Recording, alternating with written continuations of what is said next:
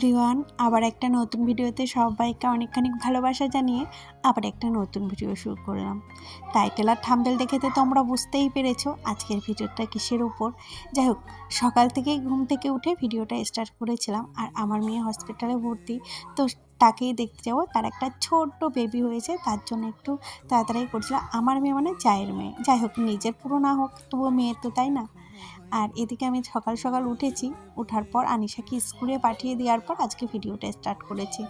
আর ও গেলে না আমি অনেকটা টাইম ফাঁকা থাকি, মানে ও চলে গেলে আমার এখন সকালবেলা আর বিরক্ত করে না। দেখবে একটা বাচ্চা বাড়িতে থাকলে কত কথা বলে যে ও সারাদিনে আমার মেয়ে, আর এটা ওটা মানে ঝামেলা আর থাকে না। তো আসে মোটামুটি দুটোই, এতটা টাইম আমি অনেকটা টাইম পাই, সমস্ত কাজ ভালোভাবে করতে পারি। আর আমার হাজব্যান্ড তো চলে যায় 10টায় ডিউটিতে, তো একদম পুরো ফাঁকা থাকি, তারপরে নিশ্চিন্তভাবে আর কি কাজগুলো করি।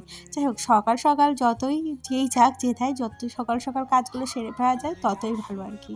আর আমার জায়ের মেয়ে তো বাচ্চা হয়েছে, তো ও একটু অসুস্থ আছে, মানে ওর শরীরে না রক্ত কম, মানে আয়রন ট্যাবলেট খেয়েছিল না ওর বেবি পেটে থাকার জন্য, তো তার জন্য একটু সমস্যা দেখা দিয়েছে। তো ওকেই আজকে দেখতে যাব, তার জন্য আর কি একটু সকাল সকাল কাজগুলো সারার চেষ্টা করছিলাম। আর বাড়ির একটু সবারই মন মেজাজ খারাপ, কেননা ওর শরীরটা খারাপ। আর মন মেজাজ খারাপ করে বসে থাকলেও তো হবে না, আমার সকালের কাজগুলো তো আমার করতেই হবে। সকালবেলায় যে আমার হাজব্যান্ডকে একটু বলেছিলাম আজকে আর তোমার চা খেতে হবে না, যদিও আমি চা করেছিলাম।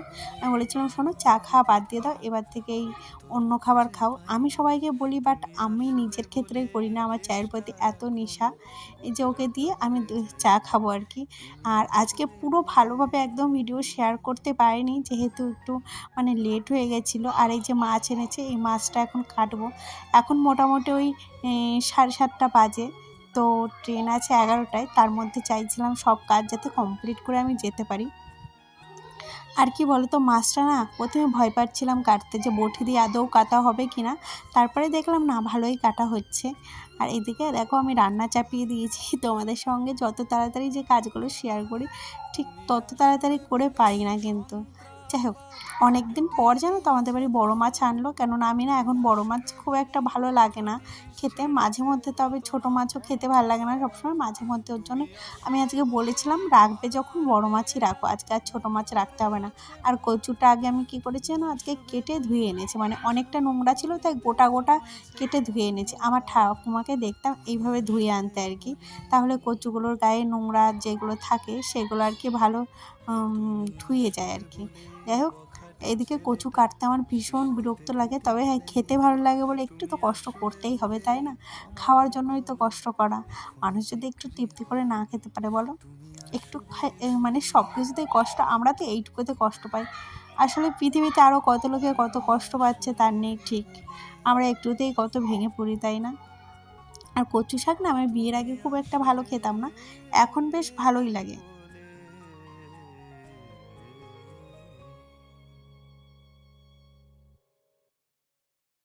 যাই হোক, কচুর লতি বলে, সেটাও কিন্তু ভীষণ ভালো লাগে। আর ওইদিকে কচু টচু কেটে আমি সিদ্ধ বসিয়ে দিয়েছিলাম, একটু লবণ দিয়ে সিদ্ধ হয়ে গেছে। আর অনেকে দেখি কচুর জল না ফেলে দেয়, আমি বলবো ফেলো না, কেননা প্রচণ্ড আয়রন, বাট এতে না অনেকটা আয়রন থাকে, একদমই ফেলা ঠিক নয়। তবে হ্যাঁ, গলা ধরলে তো ফেলতেই হবে। আমি যেই কচুগুলো এনেছি, মানে আমার পিসি পাঠিয়েছে, একটুও গলা ধরে না। আর এটা যদি প্রেগনেন্সি অবস্থায় খাওয়া হয় সেটাও অনেক ভালো। যাই হোক, আমার জায়ের মেয়ে অসুস্থ একটাই কারণ, ওই যে আয়রন ট্যাবলেট খেলে বমি হতো, ওর জন্য ওকে দেখতে যাবো বলে একটু তাড়াতাড়ি করছিলাম, তবুও এদিকে আর কাজ করে পারিনি জানো তো, ঝটপট এই যে আর আমি ক্লিপ নিতে পারিনি। এই যে এখন পুরো বর্ধমান স্টেশনে এসে তোমাদের সাথে শেয়ার করছি।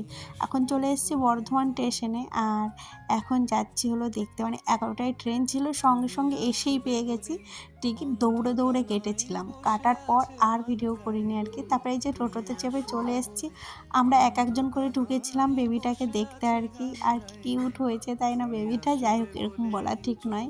আর একদম ঘুমিয়েছিল, আমি এত ডাকছিলাম এত ডাকছিলাম, ও বিভোরে ঘুমাচ্ছিল, মানে ওর আর সারাই পাচ্ছিলাম, এত টিপলাম, ও আর কি বলবো। ও তো, ও পুরো, আর আমার আমার মেয়ে যখন হয়েছিল তখন কিন্তু এত সুন্দর ঘুমায়নি, ও ঘুমাতোই না বেশি, আর এ তো সারাদিন ঘুমিয়ে থাকে। সে ঘুমাচ্ছে তো ঘুমাচ্ছে, আমি প্রায় 1-1.5 ঘন্টা ছিলাম, 1-1.5 ঘন্টার মধ্যে একবার খাবার জন্য উঠেছিলাম। আর কি বলো তো, যেহেতু অনেক লোকেই এসেছিলাম আমরা 3-4 জন মিলে, তো সবাইকে একটু দেখেই যে এখন বেরিয়ে যাচ্ছি, আর ওকে নাকি 2 দিন বাদেই ছুটি দেবে। তো তার জন্য আর মানে বেশিক্ষণ থাকলাম না, ওর দিদা রয়েছে ওইখানে। একজনা করে থাকাই ভালো, এত লোক ঢুকতে তো দেয়ও না। আর এসেছিলাম এখানে ছিট কাপড় নিতে, আমি সেলাই শিখছি যেহেতু, তার জন্য একটা ছিট কাপড় নিতে হতো, সায়া বানানো হবে ওর জন্য আর কি। আর এখানে বেশ ভালোই পাওয়া যায়, তার জন্য এখান থেকে একটা ছিট কাপড় নিয়ে নিলাম। আর কি বলো তো, এখন ঘড়ি কাটাতে মোটামুটি অনেকই বাজছিল, আর পেটে তো ছুঁচোই দন মারছিল। ভাবছিলাম কি খাবো কি খাবো, আর না আমার মানে তেলে ভাজা কিছু খেতে ইচ্ছা করছিল না, যেহেতু বাড়ির থেকে না রান্না বাড়া করে আর খেয়ে আসার টাইম হয়নি। তো প্রচণ্ডই খিদে পেয়েছিল, আর গরম প্রচণ্ড পড়েছিল সেদিন। যেহেতু মন মেজাজ খারাপ, তার জন্য তোমাদের সাথে ভিডিও শেয়ার করতে পারছি না, যদিও এখন আমি পারি না প্রতিদিন ভিডিও শেয়ার করতে। যাই হোক, তোমরা প্লিজ যে যেখান থেকে দেখছো একটু কমেন্ট করে জানিও। কিছু চিপস কিনেছিলাম যেটা আমি খাবো না, আর কেক আর স্প্রাইট কিনেছিলাম আর কি খাওয়ার জন্য। কেননা অন্য খাবার আমি খুব একটা সেরকম চোখে পড়লো না যে কি কিছু খাবো, আর বাড়ি গিয়ে ভাত খাবো যেহেতু, তাই আর ভাতও খাইনি আর কি, রান্না করে এসেছি যেহেতু। যাই হোক, আজকে এই ভিডিওটা এখানেই শেষ করলাম। ভিডিওটা ভালো লাগলে প্লিজ একটা লাইক করো, কমেন্ট করো, পাশে থাকো। কারণ তোমাদের এক একটা কমেন্ট আমাকে উৎসাহ করে আবার একটা নতুন ভিডিও বানানোর। যাই হোক, ভিডিওটা কেমন লাগলো অবশ্যই কিন্তু জানিও। দেখা হচ্ছে নেক্সট ভিডিওতে। আজকের মতো টাটা।